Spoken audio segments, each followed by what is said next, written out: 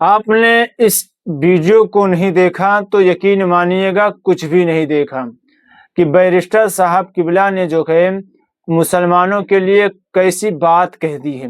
یہ ویڈیو راتوں رات بڑی تیزی کے ساتھ وائرل ہو رہی ہے۔ میں نے سوچا کہ یہ ویڈیو کیوں نہ آپ تلک پہنچا دی جائے، آپ بھی اس ویڈیو کو دیکھ لیں اور سمجھ لیں۔ آخر میں جو ہے غوث پاک کا ایک مشہور واقعہ پیش کروں گا، اسے بھی آپ سن کر کے جائیں، اور اگر ویڈیو اچھی لگے تو ویڈیو کو آگے لازم شیئر کر دینا، اور چینل پر نئے ہو تو چینل کو سبسکرائب کر دینا۔ اویسی صاحب قبلہ کی ہر بات بڑی قیمتی، بڑے لائق ہوا کرتی ہے۔ وہ اپنی بات منوانے کا ایک طریقہ رکھتے ہیں اور ان کی بات سنی بھی جاتی ہے، اور ان کو مسلمانوں کا مسیحا کہا جاتا ہے، مسلمانوں کا ہمدرد کہا جاتا ہے۔ لیکن کیوں کہا جاتا ہے کہ آپ کو معلوم ہے؟ نہیں معلوم ہے؟ اس ویڈیو کو سن لیں اور دیکھ لیں، اور ویڈیو اچھی لگے تو آگے شیئر کر دیں، اور کمنٹ باکس میں آپ اپنی رائے پیش کریں، اور آخر تک آپ ویڈیو دیکھ کر کے جائیں۔ ویڈیو زیادہ لمبی نہیں ہوگی، انشاءاللہ 10 سے 15 منٹ کی ویڈیو ہوگی، لیکن بڑی قیمتی ویڈیو ہوگی۔ پہلے اویسی صاحب کی اس بات کو سن لیں، اس کے بعد دلچسپ واقعہ بھی سن کر کے جائیں۔ ویڈیو حاضر ہے۔ تم جہاد کے معنی نہیں جانتے، مودی جی ذرا بتائیے اور جہاد کا ڈیفینیشن کیا ہے؟ امت شاہ بتاؤ اور جہاد کا ڈیفینیشن کیا ہے؟ تم ایودھیا میں ہار گئے، کیسے ہارے؟ فڈنویس بول رہے اور جہاد اور دھرم یدھ ہوگا، لوک شاہی میں، لوک تنتر میں دھرم یدھ ہوگا۔ ارے فڈنویس تم کب تک ہندو مسلم کرو گے؟ سنو دیویندر فڈنویس، تم امت شاہ اور مودی تینوں بیٹھ کر بھی میری زبان کا مقابلہ نہیں کر سکتے، یاد رکھو۔ اب بولے اور جہاد، کل تک لو جہاد تھا، پھر زمین جہاد، پھر ایک جاب جہاد، اب اور جہاد ہوا۔ تو میرے عزیز دوستوں اور بزرگوں، ایک اور مثال دے کر بات کو ختم کرتا ہوں۔ ایک شخص مہاراشٹرا میں اللہ کے رسول صلی اللہ علیہ وسلم کی شان میں گستاخی کرنے کی کوشش کی۔ کوئی رحمت اللہ عالمین کی شان میں گستاخی نہیں کر سکتا، یہ میرا ایمان ہے۔ کوئی نہیں کر سکتا، جس کے لیے زمین و آسمان بنائی گئی۔ ارے تو کون ہے؟ کون آواز اٹھائے؟ ادھو ٹھاکرے؟ کون آواز اٹھائے؟ شنڈے؟ اجیت پوار؟ کانگریس؟ امتیاز جلیل نے آواز اٹھائی۔ اورنگ آباد میں امتیاز جلیل نے کہا کہ فلاں تاریخ تک اگر اس شخص کو گرفتار نہیں کیا جائے گا تو ہم اورنگ آباد سے گاڑیوں کا جلوس لے کر ممبئی تک جائیں گے۔ سب نے سمجھا رہے ڈرامہ ہے، سیاسی ڈرامہ ہے۔ بعض جمنوں نے کہا، بعض ہمارے پاس جمن بہت ہو گئے ہمارے پاس، یہ جمنوں نے کہا پبلسٹی کے لے کر رہا، پولیس گھر میں بٹھا دے گی اس کو۔ بعض بڑے بڑے لوگوں نے مجھے فون کیا، بولے یہ کیا کرنے جا رہے ہیں اسد صاحب، دنگا ہو جائے گا۔ میں نے کہا مولانا دنگا نہیں ہوگا۔ بولے کیسے گارنٹی دیں گے؟ میں بولا گارنٹی میری ہے، مودی کی نہیں ہے۔ ہم نے کہا احتجاج ہوگا، اور احتجاج ہوا، لوگ جمع ہوئے، تو اورنگ آباد کے پولیس کے اعلیٰ عہدیدار امتیاز جلیل کے پاس گئے اور بولے کیا کر رہے ہیں؟ امتیاز نے مجھے فون کیا، میں نے کہا تم پولیس سے بولو، کمشنر کو، اگر تم مجھے تھانے کو جانے نہیں دو گے تو میں یہ پوری گاڑیاں لے کر، کیونکہ اس دن اورنگ آباد میں امت شاہ دیش کے گرہ منتری تھے، بولے ہم ان کے پاس چلے جائیں گے؟ تو بولے نہیں آپ چلے جاؤ۔ 10,000 گاڑیوں کے ساتھ قافلہ نکلا۔ جو لوگ یہ سمجھ رہے تھے کہ مہاراشٹرا کا السنکھیک سماج کا مسلمان احتجاج نہیں کر سکتا پرامن، ہم نے ان سب کو غلط ثابت کیا۔ میں لاکھوں سلام کرتا ہوں آپ لوگوں کو جو آپ لوگوں نے حصہ لے کر اس احتجاج کو کامیاب کر اپنے تاریخ رقم کر دی، الحمدللہ۔ آج آ کر بولتے ہیں یہ ووٹ کاٹ رہے ہیں، فلا کر رہے ہیں۔ ارے تمہارے منہ میں اللہ نے زبان دی تھی، تم بھی احتجاج کر سکتے تھے۔ نہیں ہم جا کے پولیس میں کمپلین کریں۔ ارے پولیس میں کمپلین تو 12ویں پاس بچہ بھی کر سکتا ہے۔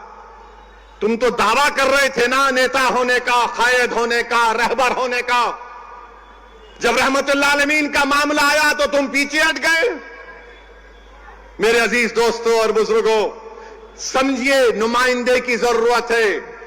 आपके वोटों से आपका मुंतखब शुदा नुमाइंदा होगा, वो आपके लिए लड़ेगा, आपके लिए जद्दोजहद करेगा। इल्जामात तो मंजलिस पर लगते रहते हैं।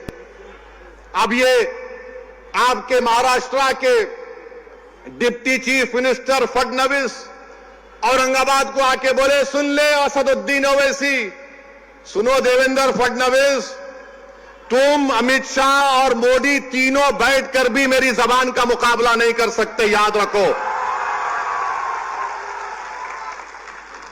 अब बोले वोट जिहाद, कल तक लव जिहाद था, फिर जमीन जिहाद, फिर एक जॉब जिहाद, अब वोट जिहाद हुआ।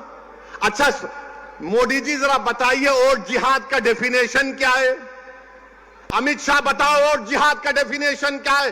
तुम अयोध्या में हार गए, कैसे हारे?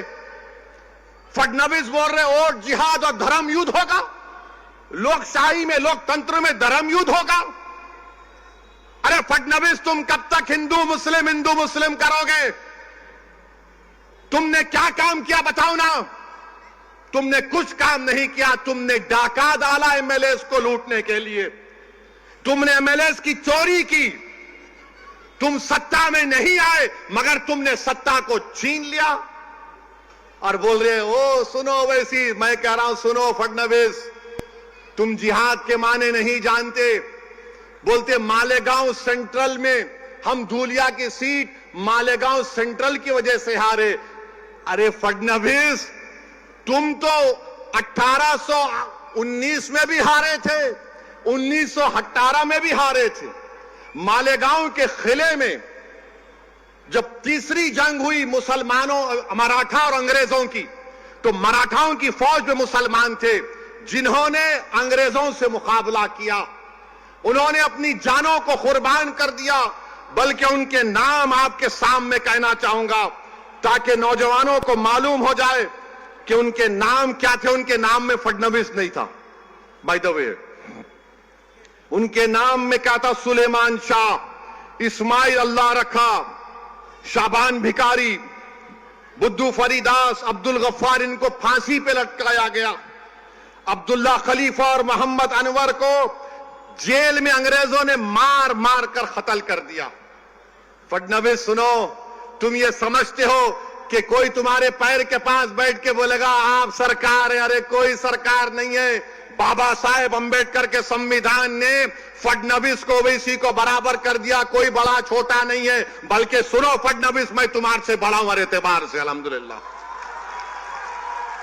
लव जिहाद, अच्छा फिर क्या बोल रहे प्रधानमंत्री? क्या बोल रहे हैं? नई बात करे, एक है तो सेफ है। मोदी जी कितना फेंकेंगे आप?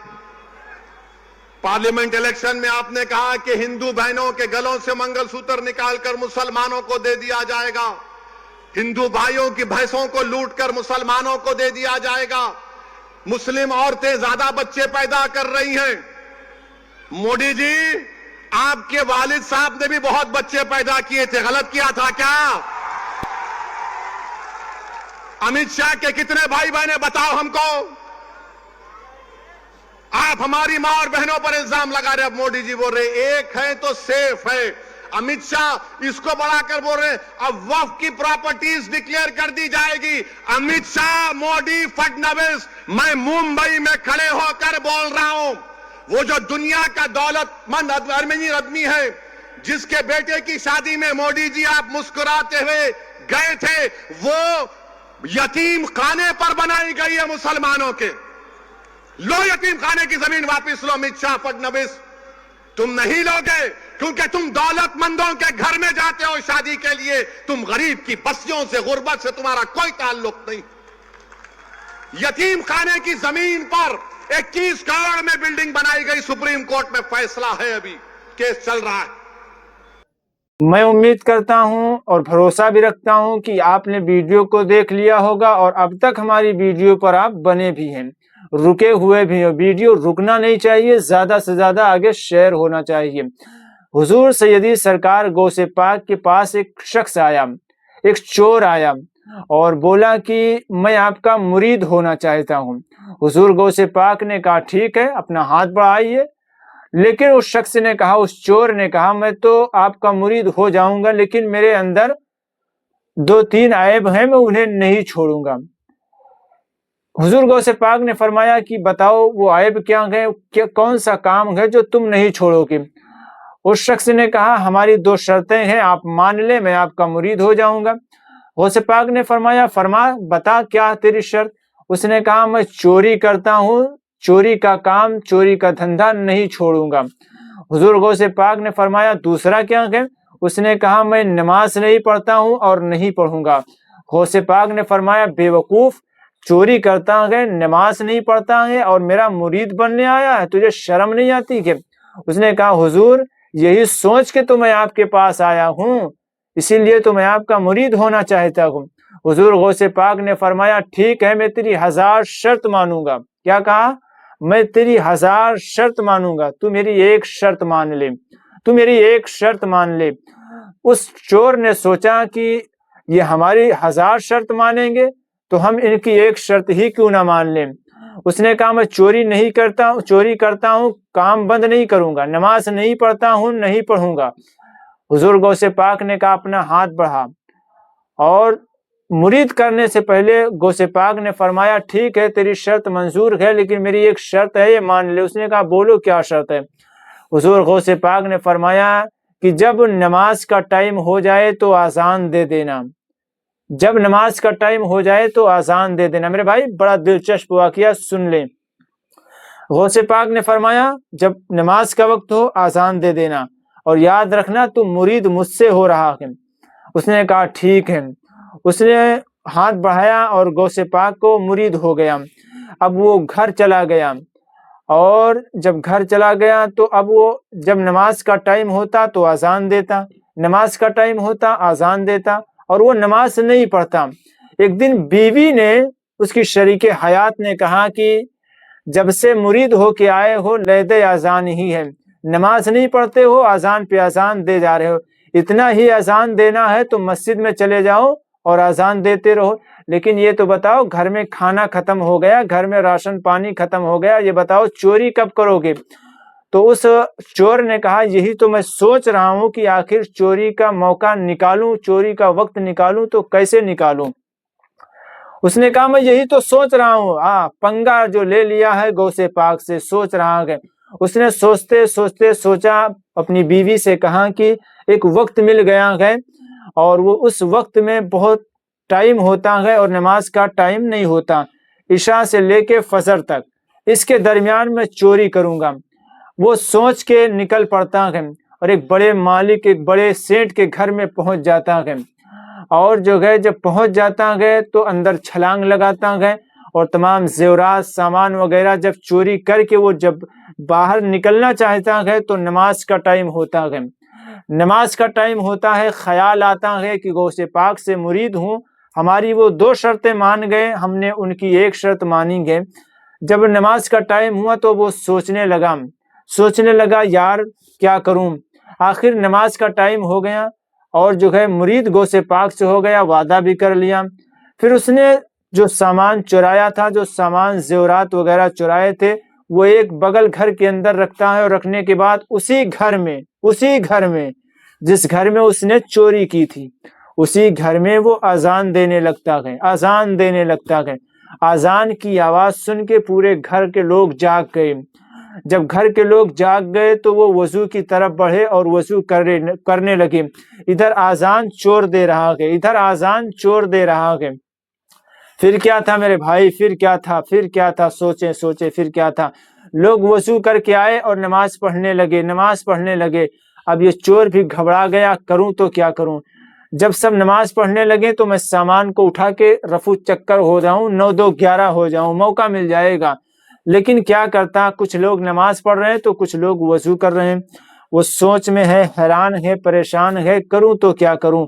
آخر اس نے بھی وضو کرنے کی طرف بڑھا، وضو کر کے آیا اور بیٹھ گیا، نماز پڑھنے لگا۔ لوگ انتظار کر رہے ہیں کہ کب یہ نماز سے فارغ ہوں اور نماز پڑھائیں، جماعت کا ٹائم ہو گیا۔ کسی نے کہا حضور جماعت کا ٹائم ہو گیا۔